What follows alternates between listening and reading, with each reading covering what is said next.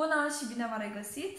Sunt Delia și astăzi o să discutăm despre faptul că modestia este o prostie. De ce este modestia o prostie? Bineînțeles că atunci când am auzit-o pentru prima dată, era mult mai mică, am fost la fel de indignată ca și unii dintre voi auzind o asemenea inepție. Eu, o persoană modestă și smerită și umilă, nu am putut accepta cum cineva ar putea să spună un asemenea lucru și să nu fie pedepsit. Ok. Cu toții știm persoanele alea care vin, se dau un spectacol, fac o scenetă, merg altfel, vorbesc altfel, se comportă altfel. De multe ori se aud de alte persoane și sunt foarte răutăcioase și prin simpla lor existență și fiecare gest pe care îl fac, îți întăresc credința că modestia este sănătoasă. Ce se întâmplă de fapt, de ce există persoanele alea și de ce modestia ar fi o prostie și totuși există persoanele astea, adică nu încurajăm ceva de genul nu e așa că am meritat pedepsiți. Ok. O persoană care are încredere în ea este o persoană care își spune lucruri bune, o persoană care își face complimente, o persoană care ia deciziile pe care consideră că le merită. Este o persoană care nu va accepta mai puțin. Este o persoană care știe ce merită. Este o persoană care nu va permite să fie coborâtă la nivelul cuiva pentru a fi bătută mai târziu cu experiența. Da? Este o persoană pentru care o părere bună despre ea, inevitabil va scăpa lucruri pozitive despre ea din moment ce le gândește, dar nu o să fie ipocrită, nu?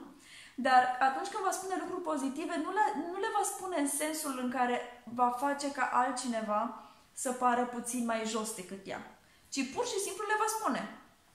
O persoană care are încredere în ea este o persoană care vede frumusețea în ea și în ceilalți, care face complimente, așa cum este obișnuită să-și ofere ei complimente, din prea plinul inimii ei, va tinde să-i trateze și pe ceilalți la fel cum se tratează pe ea.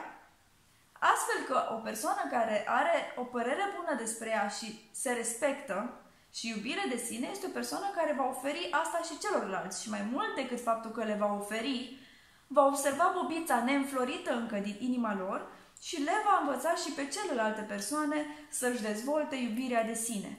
O persoană care se iubește nu simte nevoia să-și demonstreze ceva și nici celorlalți să demonstreze. Va sta în locul ei, nu va intra în discuții contradictorii pentru a-și demonstra supremația, nu va încerca să se dea în spectacol cu hainele sau cu, nu știu, cu ce viață rozare. Pentru că cu toții știm că persoanele care se laudă foarte mult sunt persoanele care nu prea îndeplinesc lucrurile despre care vorbesc. De ce fac asta? Acele persoane care au o stimă de sine foarte scăzută sunt persoanele care o fac pentru că se compară foarte mult, pentru că nu se iubesc, nu au încredere în ele, nu le mai rămâne decât să privească spre ceilalți, că privind spre ele sunt destul de dezamăgite. Și atunci, privind spre ceilalți, o să facă același lucru pe care îl fac și atunci când se privesc pe ele. Critică.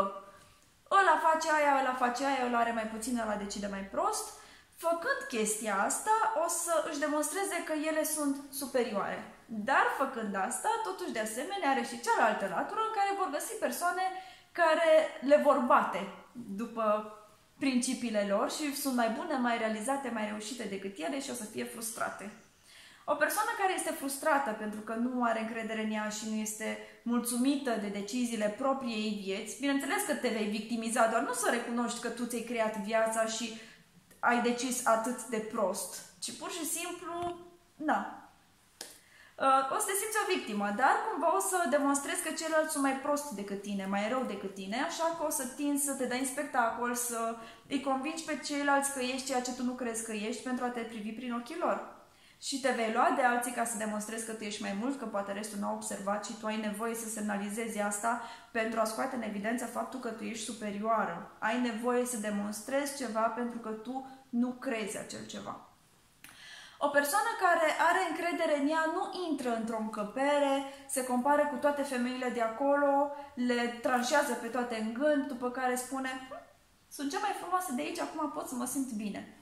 O persoană care are încredere în ea intră într-o încăpere, simțindu-se frumoasă, o să le vadă pe toate frumoase și o să se simtă recunoscătoare că frumusețea are o diversitate atât de mare în a se manifesta. Va tinde să facă și celorlalți complimente așa cum își face și ei. Și nu și le face pentru că este lipsită de modestia aia clasică, ci și le face pentru că este modul în care aceasta se tratează. O persoană care nu are încredere în ea le va tranșa pe celelalte, oricum într-un final nu va fi mulțumită niciodată.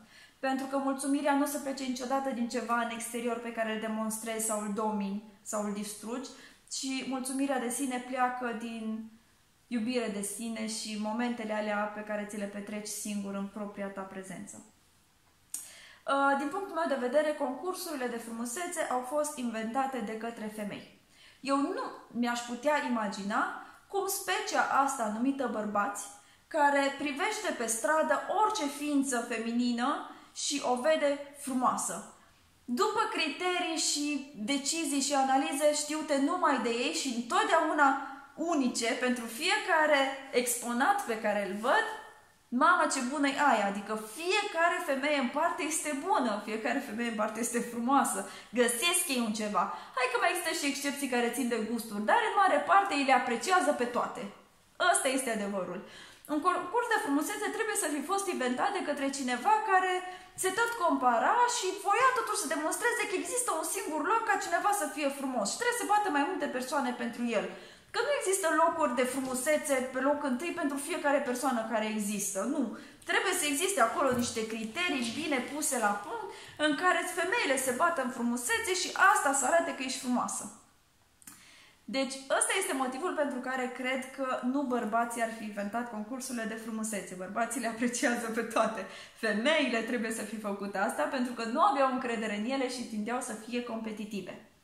Așa că din punctul meu de vedere, din acest punct de vedere, femeile au nevoie să fie mult mai mult precum bărbații legat de chestia asta. O femeie care se iubește și se respectă nu o să accepte mai puțin. Nu o să accepte un bărbat care nu se iubește și nu se respectă, pentru că un bărbat care nu se iubește și nu se respectă o să tindă să te tragă în jos, pentru că simte o diferență prea mare între voi, te coboară un picuț ca să nu te simți superioară, să stați acolo și cumva îți scazi și tu din principiile pe care le ai și o să accepti mai puțin. O persoană care nu are încredere în ea merge mult mai ușor să fie manipulată.